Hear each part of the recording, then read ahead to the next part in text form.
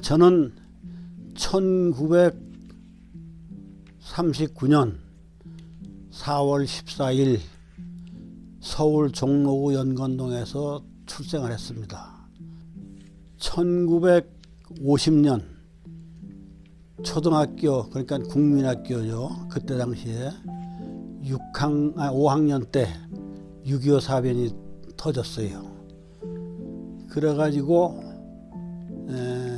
1차 피난은 경기도 광주에 있는 은고개라는 데서 보냈고, 다시 9.28 수복 후에 서울에 와서 있다가 그 중공군이 개입하면서 난 일사후퇴 때 충청북도 옥천군 이원면이라는 데로 피난을 내려왔어요. 뭐 그 난리통에도 공부는 해야겠기에 이원국민학교 5학년에 제가 편입을 했어요. 그때 당시에는 저는 뭐 정시에 입학을 했기 때문에 그때 11살인가 막 그랬을 거예요. 근데 그때 당시에는 시골에 애기 아버지들도 있고 뭐 이런 그 나이가 많은 사람들도 같은 반에서 공부를 했어요. 손바지 저고리 입고 뭐 이런 사람들하고. 그런데 그 서울에서 피난을 왔지만 그래도 그 서울 창경국민학교에는 교복이 있었어요. 노란 그 금단추도 달려 있고 그런 교복을 입고서 나간 그 편입을 해서 이제 공부를 하는데, 이 시골 사람들이 시골 그 애들이 뭐 그 나보다 뭐 큰 형벌 되는 사람들도 있고 그랬는데, 그 같이 공부하는 애들이 굉장히 저를 부러워했습니다. 그 까만 그 교복에 노란 금단추가 달려 있고 또 그 에리 그쪽에 이제 하얀 이런 깃도 있고 그래서 아주 특이했거든요. 그때만 하더라도 저는 학교 다니면서 선생님한테 동화 이런 걸 많이 듣고 아주 재미있게 듣고 기억했던 것이 있어서 잠깐 쉬는 시간에 애들이 제 주변에 모이면은 그런 이야기를 많이 해줬어요. 무슨 톰 소야의 모험이라든가 뭐 이런 이야기를 해주니까 그 애들이 굉장히 그 인기가 있어서 좋아했어요. 그래서 뭐 그런 동화 좀 들려달라고 그러고, 그래서 어떻게 보면은 얼굴 색깔도 뽀얗고 교복도 입었고 그런 동화도 잘 얘기해주고 하니까는 아주 선망의 대상이었습니다. 야, 서울 학생들은 이렇구나, 이런 선망의 대상이었어요. 그래서 그랬던 피난 시절을 보냈는데, 시골에서 자라고 시골의 고향인 그 아이들은 뭐 하다못해 감자든지 고구마든지 이런 것이 있었지만은 저희 피난민은 아무것도 없어요, 먹을 게. 그래서 아주 혹독한 배고픔을 겪었습니다. 초건목피라는 이야기가 있죠. 그 풀뿌리를 캐먹고 나무 껍질을 벗겨먹고 하는 실제 그런 생활을 했습니다. 제가 초건목피라고 해서 뭐 칡뿌리를 캐먹고 또 소나무 겉에 그 빨간 껍질을 벗겨내면 속에 이제 하얀 껍질이 나와요. 그것도 벗겨서 나온 뭐 돌로 찧어서 송진의 뜰본 맛도 울고낸 다음에 그런 것도 먹고, 하여튼 그 배고픔의 그 시절을 어렸을 때 한참 먹고 그럴 나이에 굉장히 배를 골았습니다. 그러면서 이제 서울에 수복을 했고, 서울에 와서는 뭐 아무것도 없으니까 6.25 전쟁 당시에 완전히 집도 없어지고 뭐 폐허됐으니까는 정말로 어려운 생활을 했습니다. 저 정릉에 가면 호박밭이 그때 많았는데 천막을 사가지고 거기 가서 호박밭을 밀어내고서 밤에 밭 주인이 있으면 안 되니까 밤에 그 호박밭을 밀어내고서 천막을 치고 그 다음날 새벽에 이제 호박을 따라오는 그 밭 주인이 이렇게 보고서는 뭐 노발대발 난리죠. 그렇지만은 우리는 막다른 골목에 있으니까는 그저 뭐 갈 데도 없고 그래서 나 호박밭 주인한테 사정도 하고 그랬는데 나중에는 원체 형편이 딱하니까 그러면 호박은 마음대로 따먹되 다른 사람이 와서 호박을 따가는 걸 좀 지켜달라고 그래서 호박밭에서 나가 천막을 치고 좀 살았던 적도 있습니다. 그리고 이제 조금씩 자리를 잡아가면서 이제 공부는 중학교까지는 이제 뭐 공부를 그 주간에 했는데 고등학교를 가니까는 이제 학비도 벌어야 되고 그래서 낮에는 공장에서 일을 하고 밤에는 서울역 앞에 그때 당시에 동국무선공업고등학교라는 게 있었어요. 야간이 있었습니다. 그래서 거기 야간을 다녔어요. 이제 그 후에 그 학교가 점점 커져가지고 현재는 광운대학교 종합대학이죠. 현재는 광운대학교가 돼서 있습니다. 근데 거기에서 이제 저는 그 전자공학을 배우기 시작했어요. 굉장히 재밌었습니다.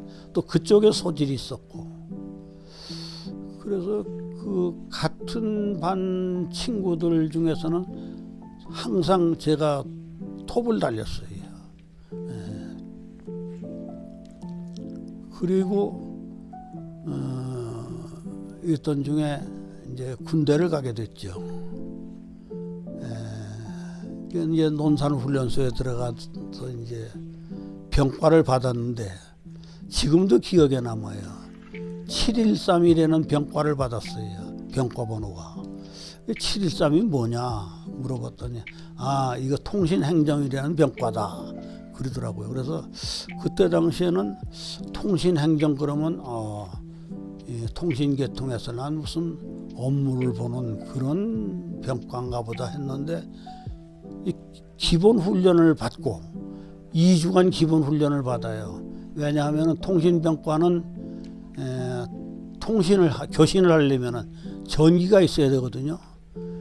그러면 이제 원동공학이라는 걸 배웁니다. 처음에 발전기를 돌려서 전기를 일으켜야지 통신을 할 수 있으니까 이제 원동공학을 배우고 통신보안, 이제 통신이라는 게 얼마나 중요한가 그런 통신보안 교육도 받고 그렇게 2주를 이제 기본 교육을 받고 나니까는 그 다음에 본 교육을 받는데 이 통신 행정이라는 게 난 뭐 통신의 어떤 행정 업무가 그랬더니 모르스 부호 치는 그런 교육을 시키더라고요. 그러니까 그 통신 그때만 하더라도 뭐 무전기나 이런 것이 아주 초보적이랄까 그래서 보이스 통신은 뭐 통신 기계가 받쳐주지 못하니까는 모르스 부호를 가지고서는 교신을 했습니다. 돈찌 도돈찌 돈돈 뭐 이런 거 있습니다. 그거를 이제 배우는데 나는 뭐 무선 항이라든가 또는 통신 기계 정비라든가 이쪽에 전공을 했는데 이게 저하고는 좀 적성이 안 맞아요. 그래서 통신학교 들어가서 그 기본교육 2주 받고 나서 본교육 들어가자마자 이건 나하고는 적성에 안 맞는다. 그래서 이제 통신학교 안에는 학생연대장이 되는 그 중령이 있어요. 그 사람을 찾아갔어요. 나는 이만저만해서 사회에서 이러이러한 공부를 했고 또 내가 그 할 수 있는 적성에 맞는 업무는 통신 정비 쪽이 내 적성에 맞고 그것이 또 3년 동안 군대 생활하면서 국가에 내가 기여할 수 있는 길이라고 생각한다. 그래서 나는 이 통신행정 이걸 병과를 바꿨으면 좋겠다. 그렇게 이제 건의를 했어요. 그랬더니 그 학생연대장이 무조건 정갱이를 워카발로 걷어차면서 그러면서 야단을 치고 욱박질르더라고요. 그런데 내가 생각할 때는 내가 나라를 군대 생활을 같이 3년 하면서 나라를 위해서 내가 할 수 있는 일을 하겠다는데 적성에 맞지 않는 이 모르스 부호를 치고 있다는 것은 국가적으로도 손해다. 설득을 했지만 뭐 막무가내예요. 나중엔 그랬어요. 저는 이 통신학교를 잠시 탈령해서 서울에 가서 국방부에 쫓아가서 난 탄원서를 낼 거다. 그랬더니 이 학생연대장이 그냥 노발대발하면서 말이죠. 그래서 이제 계속 저런 소신을 얘기하고 그랬는데 그러면서 있는 동안에 계속 그 무선 항리라든가 무선 실습의 정비라든가 이쪽에서 계속 제가 톱을 달렸어요. 통신학교 교장이 완스타인데 그때 당시에 한두석 준장이라고 그분이 통신학교 교장을 했는데 그 통신학교 교장이 전 입교 생활 많았고 한 2,000명 정도가 입교를 해요. 여러분들 열심히 공부해서 1등을 하십시오.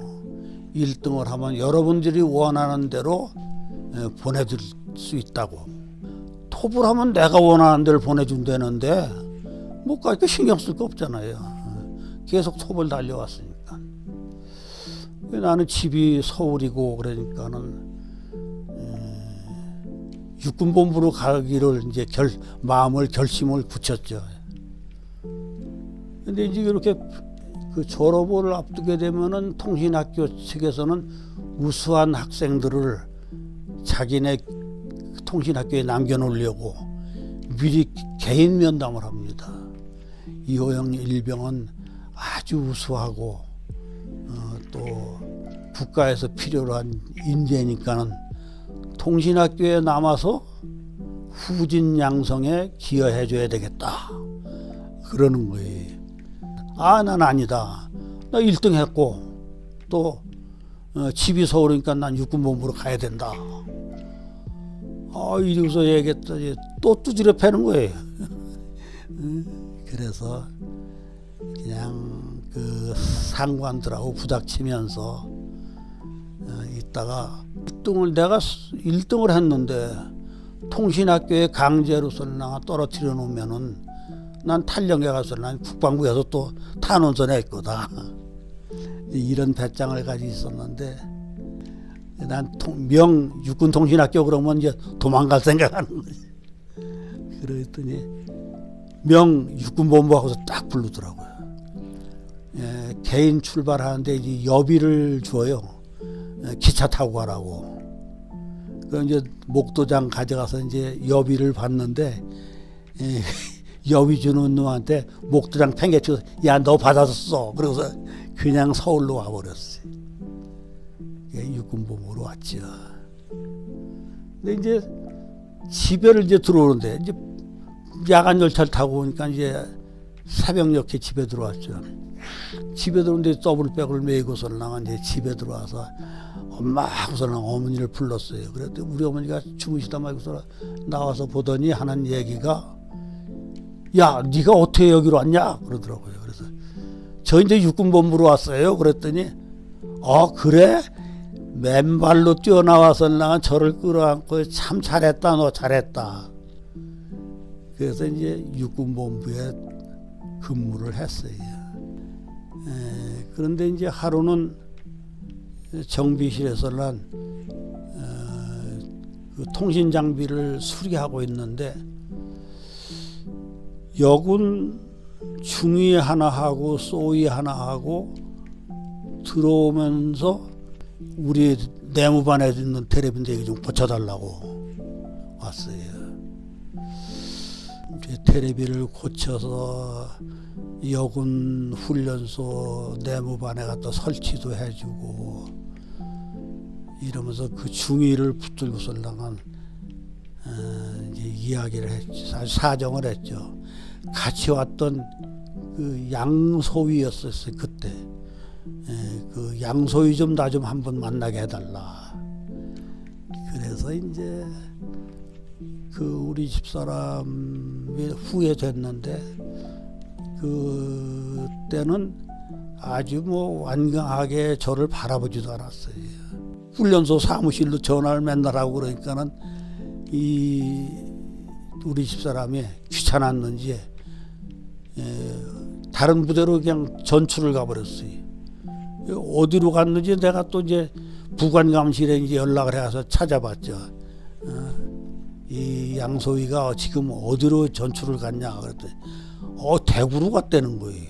대구로 전출을 가면은 대구에 전화를 하고 대구에 또 근무하다 보면 어느 날 보면 전출 갔대요. 그래서 보면 부산으로 가 있더라고요.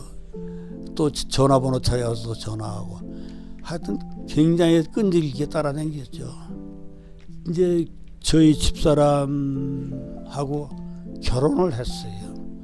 현역적에 여군은 원래 결혼을 못하게 돼 있어요. 결혼을 하면 무조건 전역을 하게 돼 있어요. 전역을 안 시켜주는 거예요. 그러니까 이제 서울 시내에 근무하니까 영해 거주하면서 이제 우리 집에서 살면서 아침에 출근하고 이러는데 김경은 씨 밑에 수석부관 하던 이민영 장군이라고 그분한테 이제 줄이 다니까는 이만저만해서 이 양중위를 좀 제대를 시켜야 되겠다고 그랬더니 그거 어렵지 않지. 그래서 전역을 했죠. 저는 결혼 후에 남매를 낳았습니다.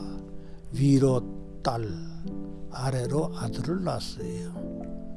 그런데 딸도 그랬고 아들도 그랬고 전부 다 고려대학교를 졸업을 했어요.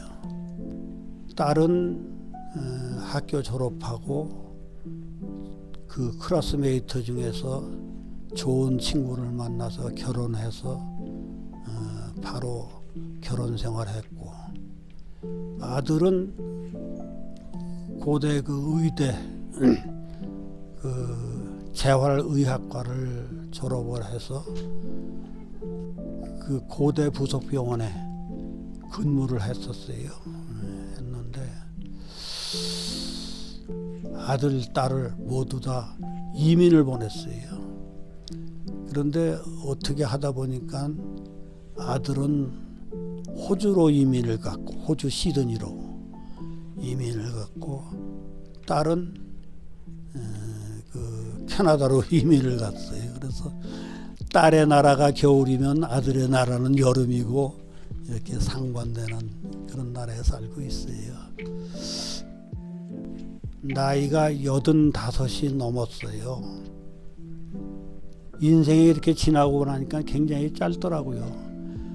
85년을 살았으면요, 이제는 인생을 하나하나 정리할 나이가 됐어요.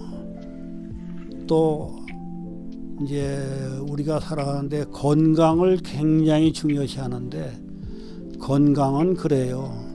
내가 건강해지겠다, 운동을 열심히 하겠다, 뭐 이런 것도 중요하겠지만은 건강은 첫째 마음을 어떻게 다스리느냐 여기에 달려 있다고 생각을 해요. 건강 문제라든가 앞으로의 인생에 대한 계획이라든가 이것은 특별한 게 없어요. 저는요. 그냥 신앙생활을 열심히 하면 됩니다. 다시 말해서 아주 다급한 상황에 부닥치면은 모든 거 뭐 다 내려놓고서는 그저 하나님 아버지 뭐 이렇게 많이 그러죠. 그런데 그 지푸라기라도 붙을 수 있는 그 신앙, 그러니까 그 순간에 지푸라기를 잡을 수 있는 그 신앙심. 나는 하나님한테 기도를 하면은 하나님께서 나를 결코 버리지 않으실 거다 하는 확신. 이런 신앙생활을 열심히 하면은 건강은 따라온다고 생각을 해요. 그 신앙심으로서 그것을 다스려 나갈 수 있는 게 굉장히 중요하다고 생각을 해요. 그렇습니다. 예.